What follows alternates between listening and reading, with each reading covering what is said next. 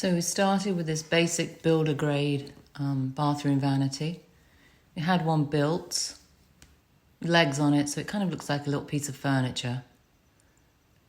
Primed it, sanded it with 220, wiped it down, and we're using Insulex cabinet coat, and it's going to be stiff key blue.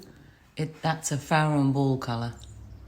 I really like Farrow and Ball paint, but where we are, we can't really get that paint, so the Benjamin Moore shop mixed it up for me. This cabinet coat is a really, really nice paint to use. No fumes, you can paint inside. And it dries within 2 hours. So this is the first coat going on, obviously. Used a Purdy brush. Really, really nice paint to use. Goes on nicely. I mean, you just kind of go back over where you've painted and it self-levels. Apparently it's very durable as well.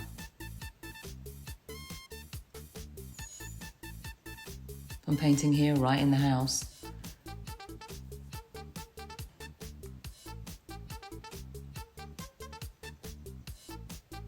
It's such a great colour. It dries darker, obviously. It's not quite a navy blue, but it could be a neutral, you know, it's going to go with any colours. That's after the second coat.